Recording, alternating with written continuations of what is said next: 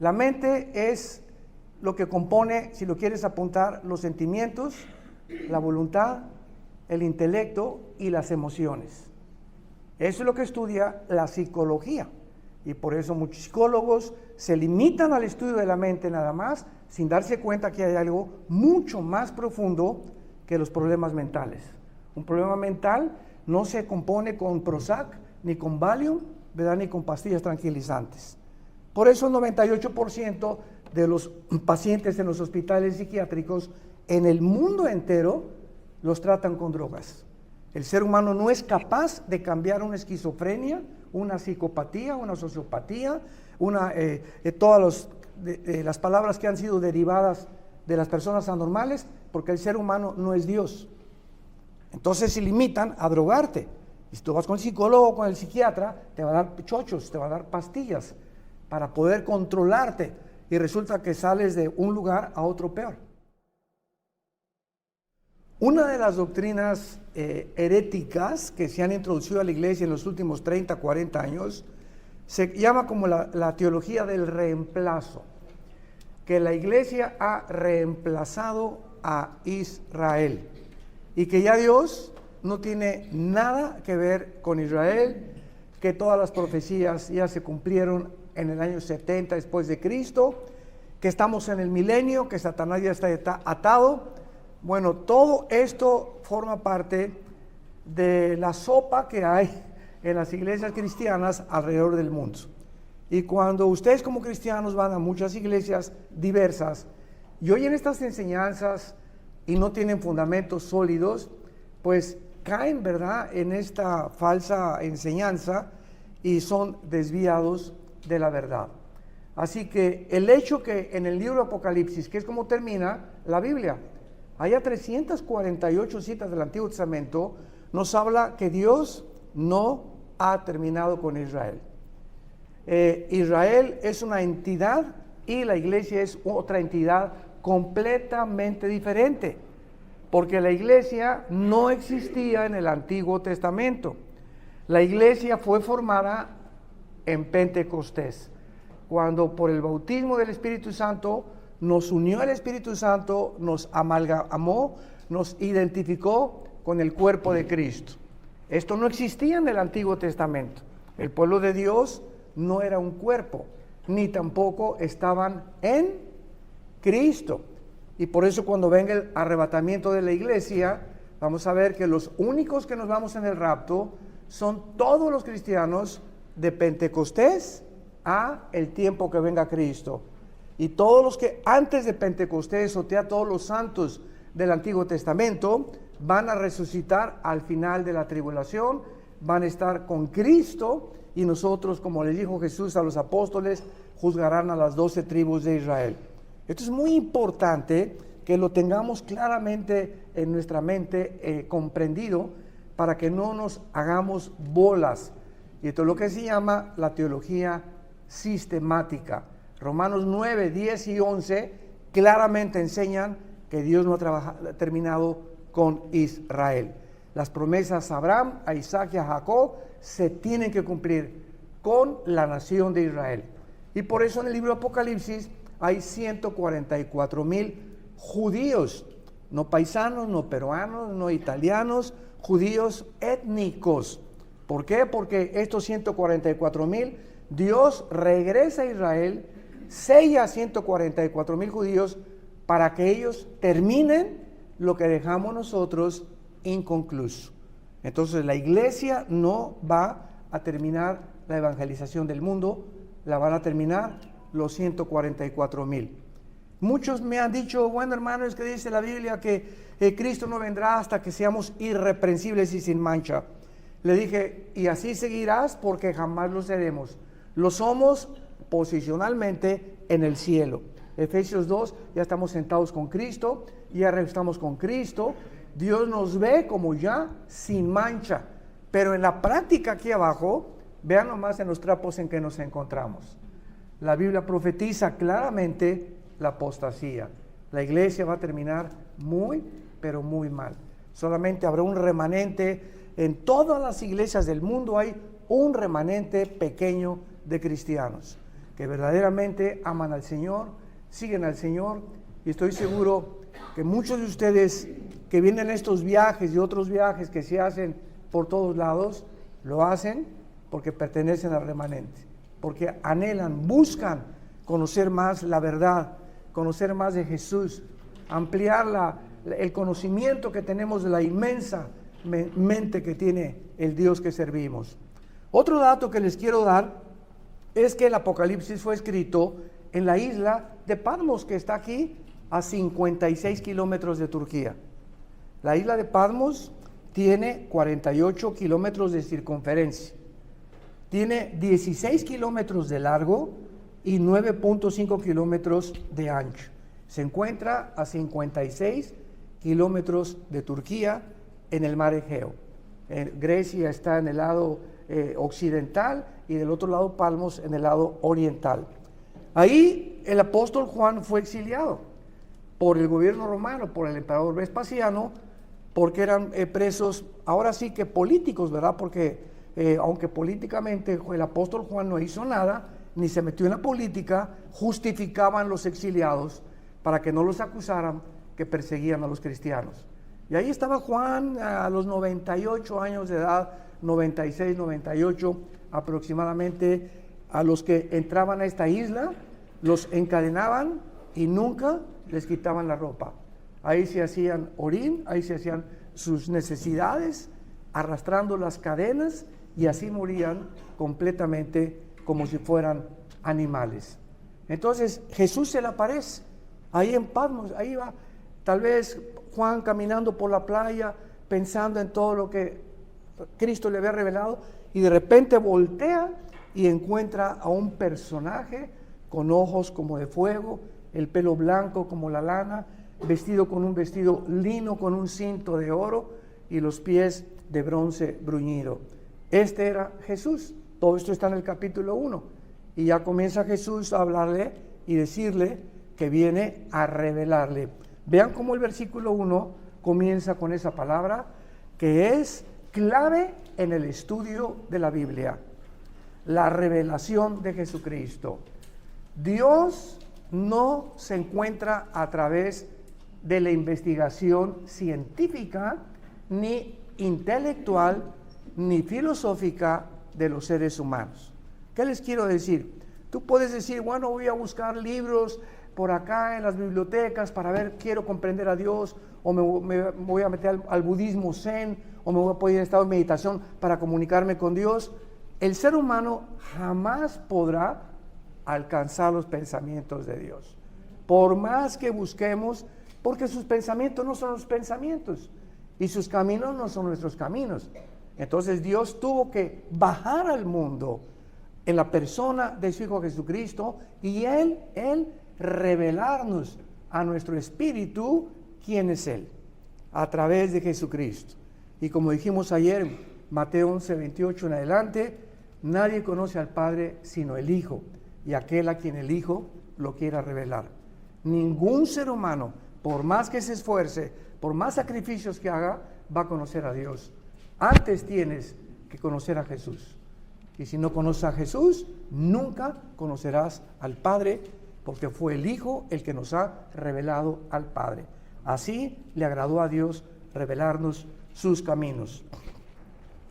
Muy bien. Ahora, en tercer lugar, esto es importante. La Biblia es el único libro en el mundo que nos dice quiénes somos.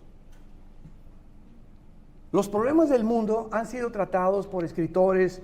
Carlos Marx, bueno, la lucha de clases, el problema entre la burguesía y el proletariado, y si el proletariado derriba a la burguesía, el problema del ser humano es la lucha de clases. Sigmund Freud, no, el problema del ser humano es la mente, el medio ambiente, la sexualidad infantil, de ahí se derivan muchas cosas del comportamiento y la conducta humana. No, William Shakespeare, el gran dramaturgo inglés, el problema del ser humano es, el gran problema que tiene es la tragedia, que el ser humano desde que nace vive una tragedia, y esta tragedia nunca le explicó Shakespeare, más que en el libro, en su obra de Hamlet, cuando dice to be or not to be, ser o no ser, ser o no ser, ahí el problema, que es más levantado para el espíritu. Decía Shakespeare, sufrir los golpes y los dardos de la insultante fortuna, o levantar las armas contra un piélago de calamidades y haciéndole frente, acabar con ellas. Entonces Shakespeare fue uno de los dramaturgos que vio verdaderamente el problema humano en el que eres o no eres o no eres. No hay términos neutrales, y eso está de acuerdo con la palabra de Dios. Entonces la Biblia nos revela quién es el ser humano a los que quieran apuntar. Somos un espíritu. Esto es importantísimo. Número 2, tenemos un alma. No somos un alma, somos un espíritu. Tenemos un alma y vivimos dentro de un cuerpo, que es el envase, ¿verdad?, donde está el alma y el espíritu.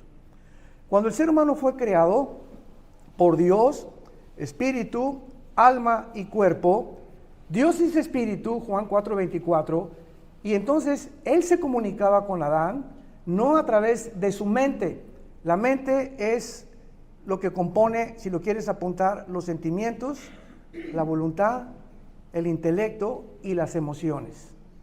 Eso es lo que estudia la psicología, y por eso muchos psicólogos se limitan al estudio de la mente nada más, sin darse cuenta que hay algo mucho más profundo que los problemas mentales. Un problema mental no se compone con Prozac, ni con Valium, ¿verdad?, ni con pastillas tranquilizantes. Por eso el 98% de los pacientes en los hospitales psiquiátricos en el mundo entero los tratan con drogas. El ser humano no es capaz de cambiar una esquizofrenia, una psicopatía, una sociopatía, todas las palabras que han sido derivadas de las personas anormales, porque el ser humano no es Dios. Entonces se limitan a drogarte. Y si tú vas con el psicólogo o con el psiquiatra, te va a dar chochos, te va a dar pastillas para poder controlarte. Y resulta que sales de un lugar a otro peor, porque ahora te vuelves un drogadicto. Fuiste para que te arreglaran el coco y resulta que acabas, ¿verdad?, casi drogadicto. Entonces el ser humano se comunicaba con Dios por el espíritu, que es la parte inmaterial, a través, si lo quieres apuntar, que conocemos a Dios, adoramos a Dios y servimos a Dios. A Dios no se le puede conocer más que a través del Espíritu. A Dios no se le puede servir más que a través del Espíritu. Y a Dios no se le puede adorar más que en el Espíritu. Dios es Espíritu, y los que le adoran, Juan 4:24, en espíritu y en verdad, es necesario que le adoren. ¿Me van siguiendo? Muy bien. Entonces, esta parte espiritual, cuando el hombre pecó, se separó de Dios, y la palabra morir en el hebreo y en el griego no significa cesar de existir. Esto es muy interesante también. La palabra morir significa dejar o permitir que algo se desconecte. Entonces, cuando morimos espiritualmente, el ser humano no dejó de existir, se separó espiritualmente de Dios. Y desde Adán a nuestros días, todos nosotros, los millones de seres humanos que somos, hemos nacido nada más con el alma y con el cuerpo. Entonces hemos tratado, porque en el alma se encuentra, dice Eclesiastés 3:11, Dios puso la eternidad en nosotros. La eternidad está en todos los seres humanos. Ve a los cherokees, a los apaches en Estados Unidos, los indios creen en los espíritus.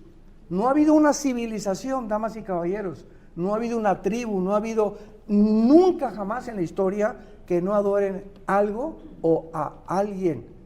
Por naturaleza, decía Freud, el hombre es incorregiblemente religioso. ¿De dónde viene esta religiosidad?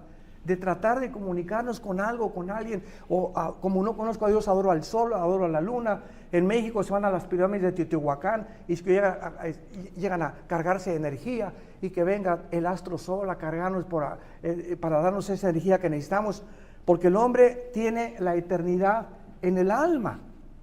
Entonces, esta es la razón por la cual el ser humano busca una religión. ¿Qué son las religiones?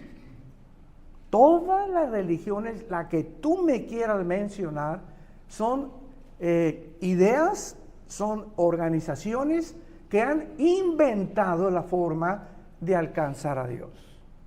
Y todas las religiones, sin ninguna excepción, buscan hacer algo para que Dios los acepte. Con opales se golpean la espalda, se van de rodillas sangrando. Martín Lutero se metió en una cama de piedra. Dice el Papa Francisco que vive en un palacio que es el palacio más grande del mundo, pero él dice que se acuesta en una cama de piedra, etcétera, etcétera. Y creemos que con esos sacrificios Dios nos oye o Dios está contento con nosotros. ¿Por qué? Porque no conocemos cómo adorar a Dios. Entonces, Cristo viene y baja al mundo y nos dice, ustedes adoran lo que no conocen. Los verdaderos adoradores adorarán al Padre. Esto fue con la mujer samaritana, Juan 4, en espíritu y en verdad. La pobre mujer samaritana era una mujer que cuando Jesús vino al mundo, ¿sabían ustedes que a Dios el Padre le dio una agenda a Jesús? Cuando Jesús vino al mundo, tenía Jesús una agenda de cada día, así como nosotros tenemos una agenda. Mañana vamos a ir a este pueblo a las 5, etcétera, etcétera, y vamos a ir desarrollando la agenda que se ha planeado. Cuando Jesús vino al mundo, vino bajo una agenda del Padre. Y por eso dice Juan 4, le era necesario ir a Samaria. Le era necesario. ¿Por qué? Porque estaba en la agenda. Tenía forzosamente que ir. Y el momento que Jesús llegó a Samaria, no fue cuando las mujeres decentes, ¿verdad? Recogían el agua a las 7, 8 de la mañana, cuando no hacía el sol. Entonces la mujer samaritana era una mujer que llevaba 5 maridos. Y con el que vivía, pues vivía en amaciato, vivía en fornicación. Entonces era desechada por los samaritanos y ella tenía que, ese grupo de mujeres tenían que recoger agua a las 12 del día. Y a las 12 del día no fue coincidencia que llegara Jesús. Dios el Padre había arreglado una cita con esa mujer a su hijo. Él estuvo con grandes multitudes, pero también Jesús tuvo comunicación con seres individuales como Nicodemo, que casi pasó una noche con él, con la mujer samaritana, porque estaba interesado no en las multitudes, en el corazón humano. Y a esta mujer se le reveló eso, mi Padre es Espíritu. Entonces, ¿qué es el cristianismo? Al que lo quiere apuntar. No es una religión, es una relación personal, viva, dinámica, orgánica, con alguien que vive.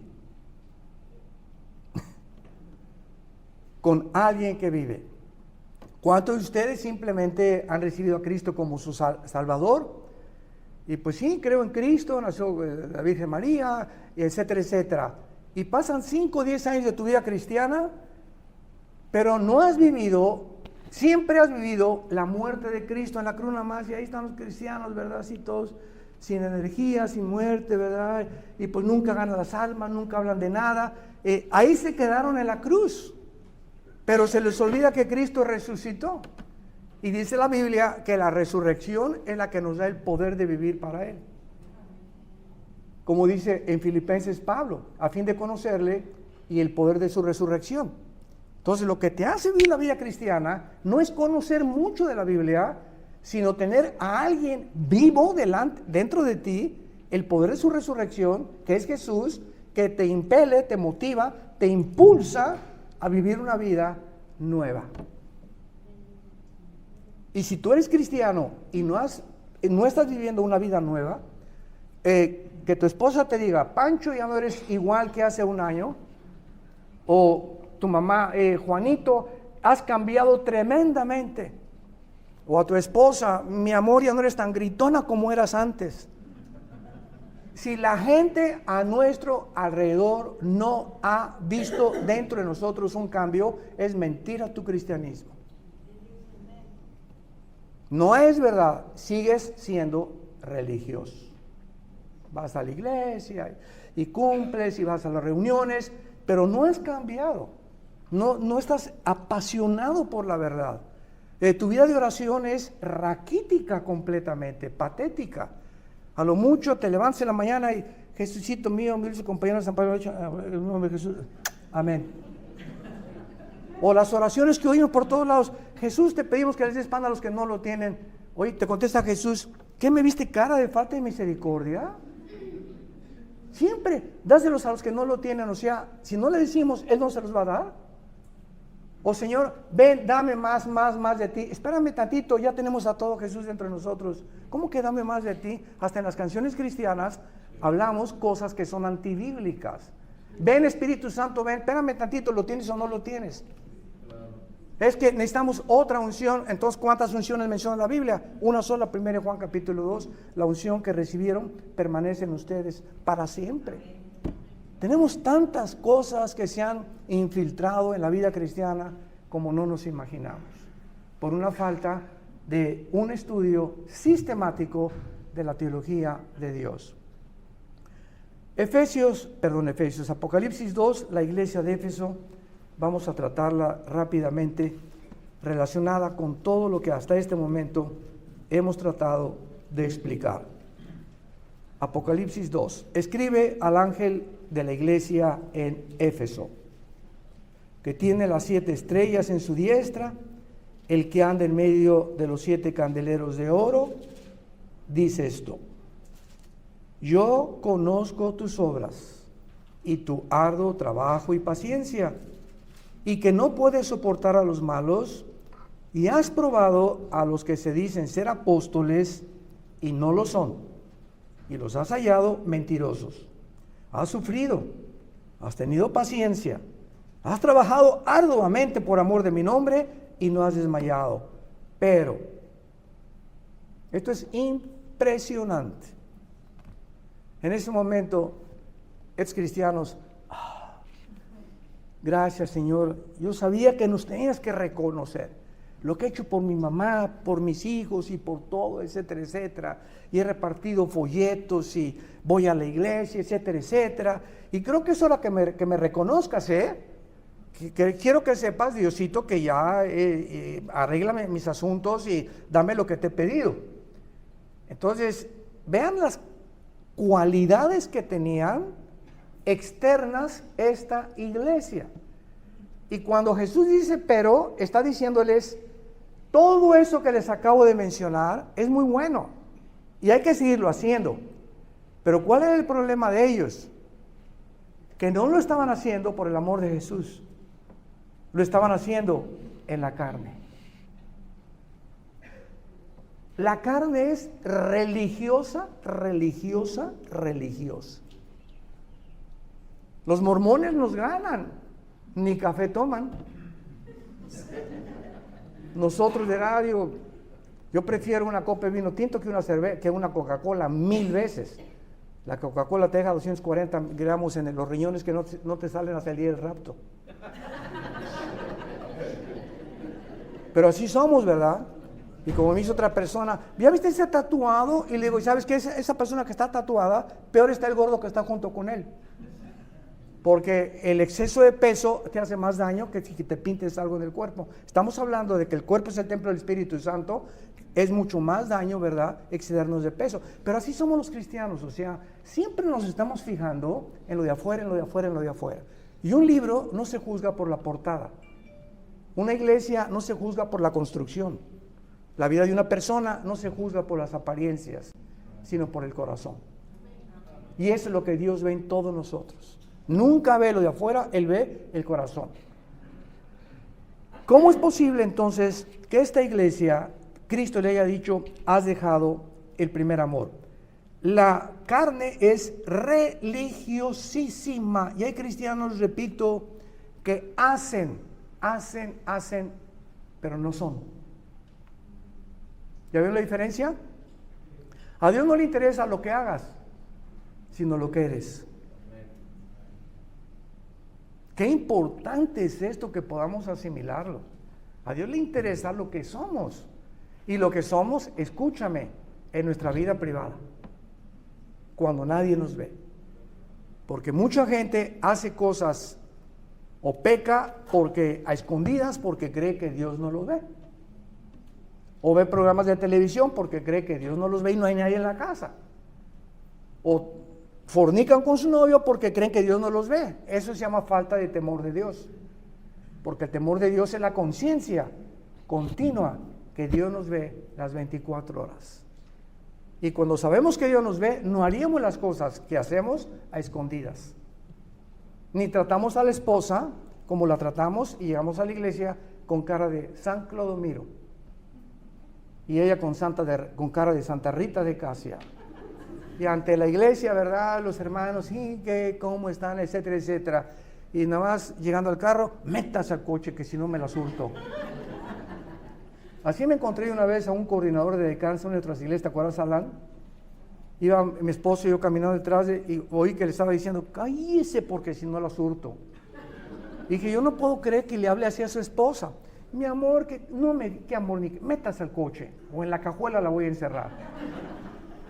¿Y cuántos hombres salen de la iglesia y tienen ya este trato a su esposa? Ayer hablamos bastante de eso, o antier, ¿verdad? Entonces, a Dios le interesa lo que eres en tu casa, lo que eres en tu vida privada, los programas que tú ves en privado, lo que haces y lo que platicas en privado. A Dios le interesa lo que somos, no lo que hacemos. Aunque lo que hacemos debemos hacerlo, es más importante para Dios lo que somos. Cuando lleguemos al cielo, ¿saben qué pregunta nos va a hacer Dios? ¿Cuántas iglesias construiste? No, porque dice en Efesios que somos hechura suya, creados en Cristo Jesús para buenas obras, las cuales Él preparó de antemano para que anduviéramos en ellas. Cuando lleguemos al cielo, Billy Graham, que 350 millones de personas ganó a Billy Graham en las cruzadas. Señor, cuando llegue al cielo, mira nada más, Pedro, todas millones de personas. ¿Y quién te puso el Espíritu Santo y el poder para ganarlas? No fue tu lengua ni tu talentos, fue el poder del Espíritu que Dios te puso, el que atrajo, no a tu vida, a la cruz, a los seres humanos. Entonces no va a haber nada de qué jactarnos. ¿Qué nos va a preguntar Dios al llegar al cielo? Una sola pregunta. ¿Cuánto te pareces a Jesús? Porque a lo que a Dios le interesa es formar a Jesús dentro de nosotros. El carácter de Jesús. Y los cristianos, desgraciadamente, en su mayoría, carecen de carácter. ¿Sabías tú que la impuntualidad, ya comienzan las pedradas? Y tengo que hablarlo. La impuntualidad demuestra una inmensa falta de carácter en tu vida y de respeto a los demás. Nosotros en México, en lo que tenemos, el servicio comienza a las 10 y aunque haya 2 personas, comenzamos a las 10. Cuando decimos a las 10:30, es a las 10:30, no es a las 10:31, es a las 10:30. Y cuando decimos tenemos que estar en el lugar a esa hora, tenemos que acostumbrarnos a cumplir, porque el hecho que te interese, te arreglas, te organizas de tal manera para estar en el lugar que te citaron a esa hora. Por eso decía Alan, cuando vamos a Israel, los dejamos y se los dijimos a los choferes de los camiones que se queden los hermanitos en el mercado del Gran Bazar, que agarren una pecera.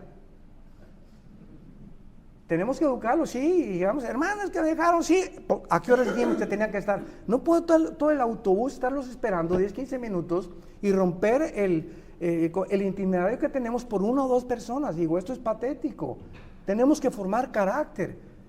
Y finalmente, dice Jesús en Éfeso capítulo 2, recuerda por tanto de dónde has caído y arrepiéntete.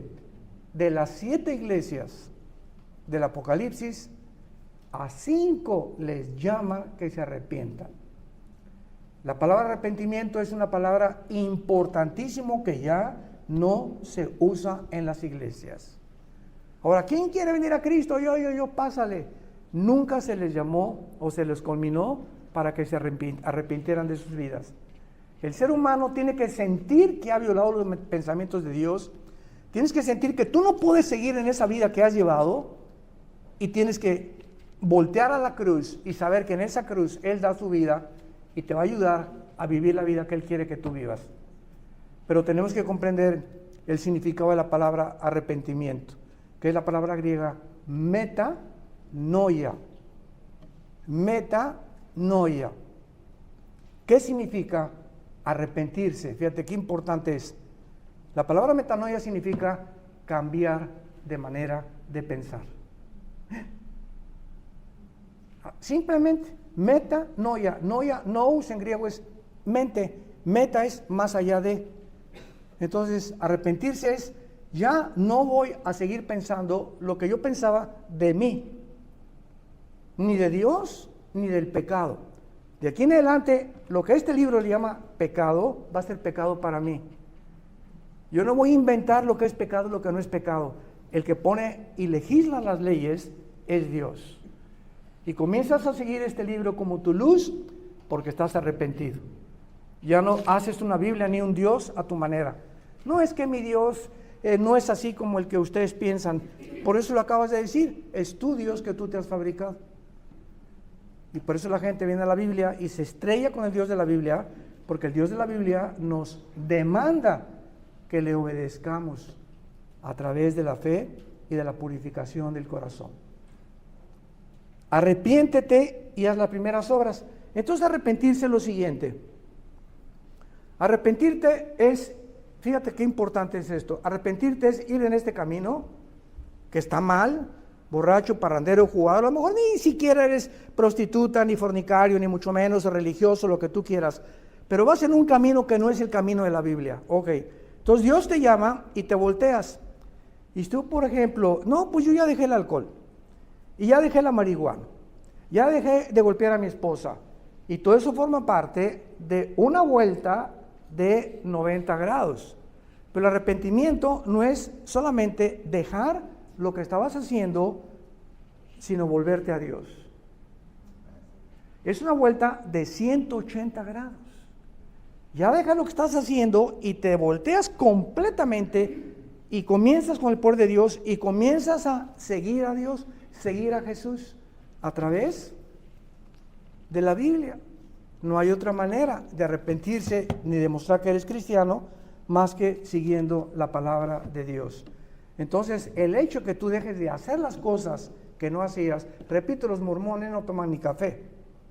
Y es impresionante el movimiento misionero que tienen los mormones. Los musulmanes nos ganan porque está prohibido ni nada, ni una chela, ni una cerveza te toma el Islam. Y tienen prohibido tantas cosas, prohibiciones, en la ley Sharia, que es la ley de los musulmanes, la ley Sharia. Pero a nosotros Dios no nos manda a prohibir nada, te tiene que nacer del corazón. Por eso el diezmo no aparece en el Nuevo Testamento. El diezmo era obligatorio. Y al llegar al Nuevo Testamento dice cada quien de, según de Corintios 9, como propuso en su corazón. Ya Dios no nos pone un límite. Y por eso en las iglesias, vamos a diezmar, hermano, espérame tantito, cuando tú les vamos a diezmar, estás otra vez limitándolos al Antiguo Testamento, que era obligatorio. El Nuevo Testamento no hay nada por imposición ni a la fuerza, como tengas en tu corazón. Todas las cosas en Cristo son y tienen que nacer de tu alma. Cuando alguien te impone a hacer algo, ya no es el cristianismo bíblico. Arrepiéntete, haz las primeras obras, si no vendré pronto a ti y quitaré el candelero de su lugar. ¿Qué significa esto? Que cuando un cristiano en esta tarde, ustedes que están escuchando este mensaje a esta iglesia de Éfeso, y te está Dios apuntando algo en tu vida que tienes que enmendar, que tienes que cambiar, y tú no lo haces, quitar el candelero significa que pierdes tu testimonio. Ya no vas a hacer luz. Ya no vas a tener ni el poder de ganar a nadie para Cristo, ni hablarle a tu mamá de Cristo, ni a tus hermanas de Cristo, y tienes ya 3 o 4 años en Cristo, y a nadie le has hablado en Cristo, ni a Cristo, ni has ganado ningún alma. Yo no quiero que levante nadie la mano, pero antes de terminar, ¿cuántas almas desde que te convertiste has guiado a la cruz? A la enfermera, al panadero, al tendero, a tu primo, a tu hermana. ¿Cuántas almas les has hablado de Jesús y les has dicho, ¿quieres que oremos? Tú puedes conocer a Dios, repite lo que te estoy diciendo y hacer la oración del plan de salvación. ¿Lo has hecho? ¿Cuántas personas has ganado para Jesús? ¿O has vivido una vida religiosa? Recuerda las primeras obras. Si no lo haces, pierdes la fuerza del Espíritu. Pierdes el poder de Dios porque has entristecido al Espíritu Santo. Como dice Efesios 5, no apaguéis al Espíritu Santo. Y lo puedes apagar con tu vida de pecado y en un momento en que Dios se hace a un lado y te deja vivir como estás viviendo.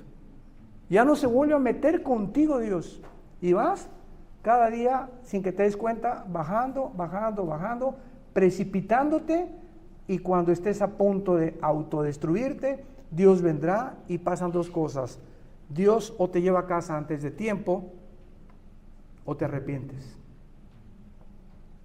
No hay más que dos maneras en las que Hebreos capítulo 12 Dios trata con los cristianos. Un cristiano como el 1 Corintios 5, ¿se acuerdan que vivía en fornicación con su madrastra?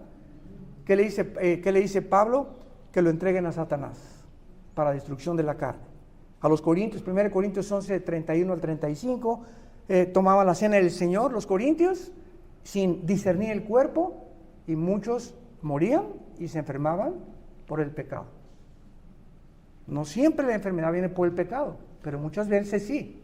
Entonces, cuando un cristiano no se quiere arrepentir y es salvo, porque la salvación no se puede perder, como 1 Corintios 5, es necesario que para la salvación del espíritu se lo llevara Dios a casa antes de tiempo. Dice Pablo a Timoteo, muchos, para que no siga siendo blasfemado el camino, Dios se los lleva a casa. Dice Santiago 5, el que haga volver a un pecador del camino, a un hermano del camino, salvará de muerte su alma. Y está hablando de su muerte física, porque hay cristianos, vuelvo a repetir, que van a partir al cielo o van a morir antes de tiempo, porque nunca quisieron arrepentirse. Y finalmente dice Jesús en el versículo 6, pero tienes esto que aborreces, las obras de los nicolaítas, las cuales yo también aborrezco. La palabra nicolaíta significa el gobierno del pueblo. Laos, pueblo, nico, vencer o gobernar. Era una doctrina que enseñaba que en la iglesia la gobernaba 2 o 3 familias. Y una iglesia no es una democracia, no es el PRD, ni es Morena, son los partidos de México. Ni tampoco es un partido en el que se va a votar, como en muchas iglesias norteamericanas, vamos a votar a quién ponemos de pastor. Imaginemos nada más qué barbaridad. Los pastores son escogidos por el Espíritu Santo y colocados por el Espíritu Santo a través de un discipulado de muchos años. Todos los nicolaitas son iglesias que la familia Ramírez puso el techo, la familia González puso las paredes, y como la familia Ramírez y la familia González pusieron el techo y compraron el sonido, se sienten con el derecho de quitar y poner pastores. Pues ¿sabe qué pastor que no me gustó como predicó el domingo? Y vamos a buscar un pastor que nos predique como a nosotros nos gusta que nos prediquen. El pastor va directo a la yugular y queremos que nos dé dulcecito y talquito, ¿verdad? Y que sea usted un poquito más suavecito.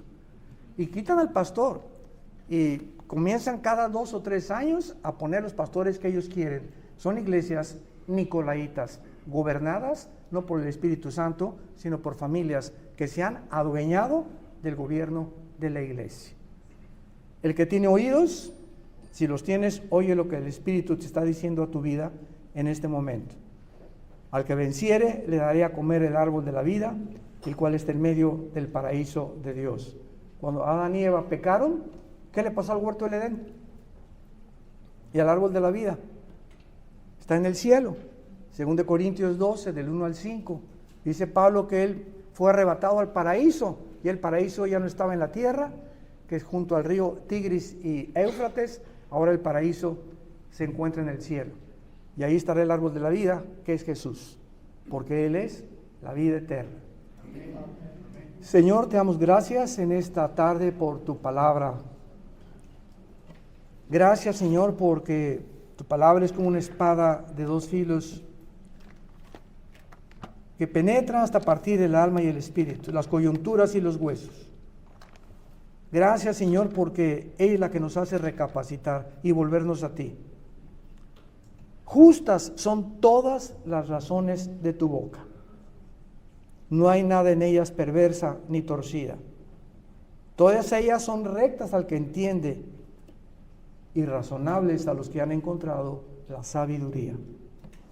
Gracias por tu palabra, Señor, que es diáfana, transparente, limpia como un cristal.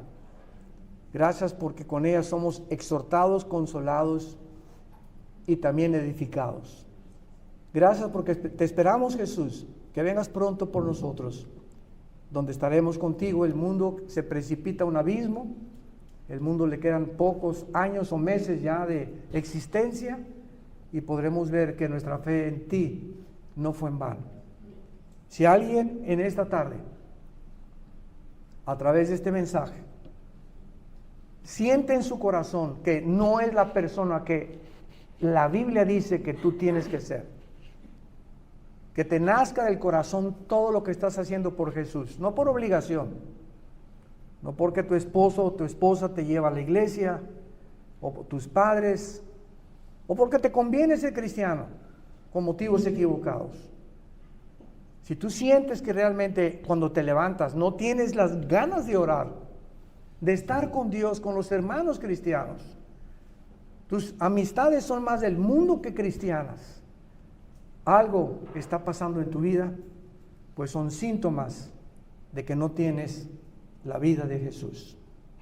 En esta mañana, en esta tarde, dile y aprovecha la oportunidad que Dios nos da de arrepentirte de tu vida, de volverte y dejar el camino que tú llevas y abrazar la cruz, diciéndole: Señor Jesucristo, te pido perdón por mis pecados.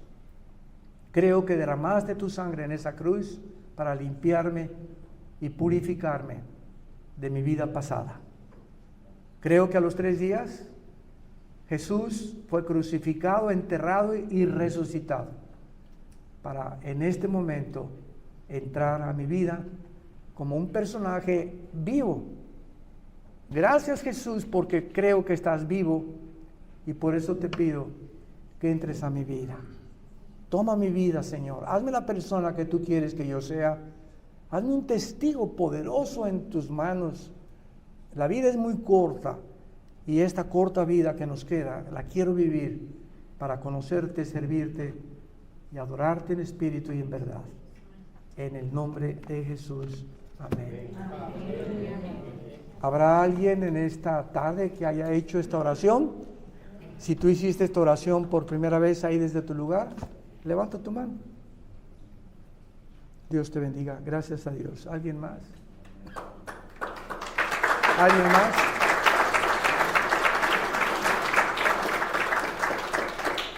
¿Alguien más que no quiera salir por esa puerta como entró? ¿Estás seguro que Dios te va a volver a hablar? Esa es la pregunta siempre. No, mañana me arrepiento, la semana que entra. Espérame. Tú a lo mejor mañana no amaneces. O no amanecemos. Y nunca sabes que el corazón se endurece más y más mientras más pasa el tiempo. Ahora que oyes su voz, no te endurezcas. Ven a la cruz. ¿Alguien más quiere levantar su mano y decirle: Señor, te necesito? Te necesito profundamente. Todos tienen cara de San Clodomiro. De que no rompe ni un plato. Bueno, solo el Espíritu Santo sabe. Que Dios los bendiga. Alan, ¿estamos bien? No hay preguntas ni nada, ¿verdad? Porque tenemos que ir a cenar y acostarnos temprano. ¿Quieres hacer unos 5 o 10 minutos de preguntas y respuestas? ¿Está bien? Sí. Bueno, son 5 para las 8. 10 minutos de preguntas. Okay. Comenzamos por aquella sección. Una pregunta allá. Allá están los teólogos. Ni una pregunta aquí. Acá.